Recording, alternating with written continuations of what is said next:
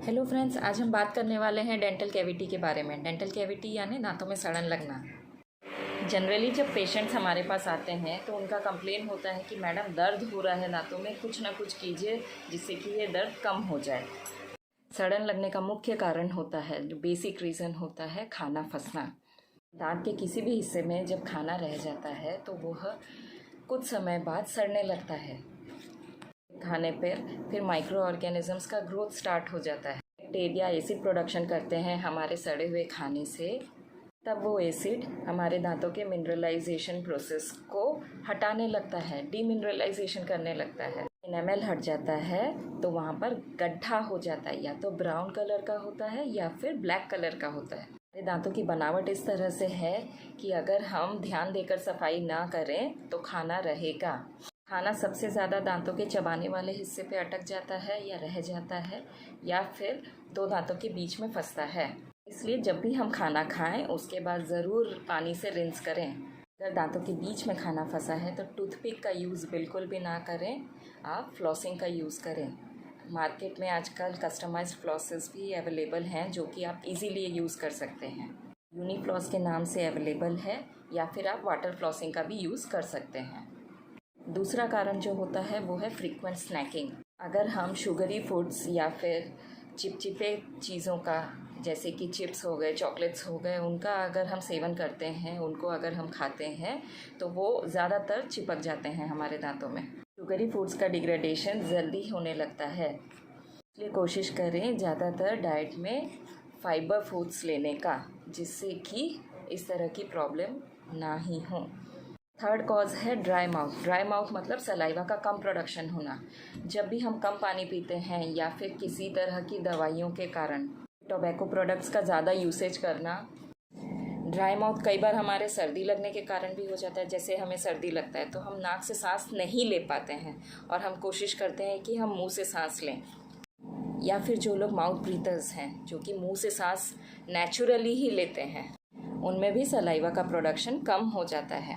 इसलिए इन चीज़ों से बचने के लिए बेटर होगा कि आप अपने ईएनटी से जाकर मिलें और उनसे इसका रीज़न पूछें, ताकि आपका नोज़ से ब्रीदिंग स्टार्ट हो पाए और माउथ ब्रीदिंग बंद हो जाए। सलाइवा का प्रोडक्शन अगर कम हो जाता है तो हमारे जो सलाइवा है उसमें बहुत सारे अच्छे बैक्टीरिया होते हैं। जब वो बैक्टीरिया प्रोमिनेंट अमाउंट में अवेलेबल ना हो तो इनामल डीमिनरलाइजेशन प्रोसेस फास्ट हो जाता है। इसलिए पानी का सेवन सही रूप में करें ताकि बॉडी का पीएच जो है वो मेंटेन्ड हो। नेक्स्ट रीज़न जो होता है वो है जेनेटिक। कई बार देखा गया है कि हमारे पेरेंट्स में या फिर उनके पेरेंट्स में दांत में कीड़े ज़्यादा लगे होंगे या दांतों की प्रॉब्लम ज़्यादा आए होंगे उनको। तो उन केसेस में क्या होता है, जब भी हमारे दांत टीथ डेवलप हो रहे होते हैं तब उनका स्ट्रक्चर ऐसा हो गया होता है कि वो ज़्यादा प्रोन हो जाते हैं कीड़े लगने के लिए, सड़न लगने के लिए।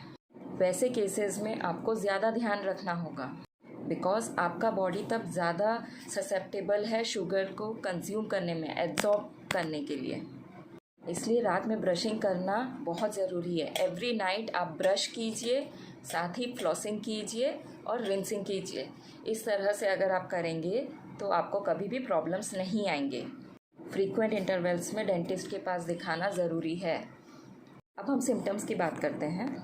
जब भी हमारे दांतों में गड्ढा होगा तो आप देखिएगा, आपको एक अजीब सा फीलिंग होगा, जैसे कि अगर आप ठंडा पानी लेंगे या गर्म पानी लेंगे या कोई मीठा खाएंगे तो आपको सेंसिटिविटी होगा। धीरे धीरे जब वो गड्ढा बढ़ने लगता है तब वहाँ पे खाना फंसने भी लगता है, और जब हम उस चीज़ को भी इग्नोर करते हैं तब धीरे धीरे हमें पेन का परसेप्शन होने लगता है। पेन स्टार्टिंग में माइल्ड रहता है, बट धीरे धीरे वो मॉडरेट टू सीवियर भी हो सकता है। मैक्सिमम टाइम्स हम क्या करते हैं, थोड़ा बहुत अगर पेन हो रहा है, सेंसिटिविटी हो रहा है, तो हम फार्मास्यूटिकल स्टोर में जाकर वहीं से बोलते हैं कि भाई पेन हो रहा है, एक दवाई दे दो। तो वो एक एंटी हाइपर सेंसिटिविटी टूथपेस्ट दे देते हैं आपको, या फिर किसी तरह का पेन किलर दे देते हैं। उसे खाकर आप अपना कुछ समय निकाल लेते हैं, बट इन्फेक्शन जैसे जैसे अंदर बढ़ने लगता है और पेन एकदम हद से ज़्यादा हो जाता है, तब आप डेंटिस्ट के पास जाते हैं। तब हमारे पास ऑप्शंस सिर्फ लिमिटेड रह जाते हैं, या तो रूट कैनाल ट्रीटमेंट या फिर दांतों को उखाड़ने का।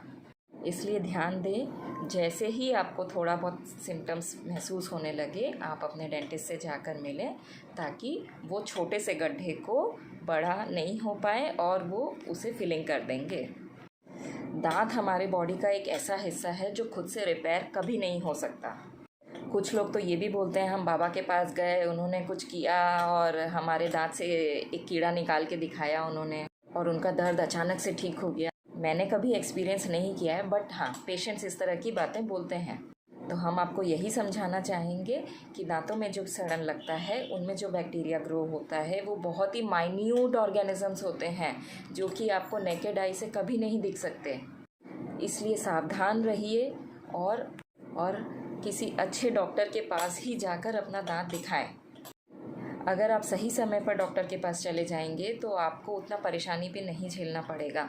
लोगों का कहना है कि डेंटल ट्रीटमेंट्स एक्सपेंसिव होते हैं। नहीं, डेंटल ट्रीटमेंट्स एक्सपेंसिव नहीं होते हैं, आपकी खुद की नेग्लिजेंस इज़ एक्सपेंसिव।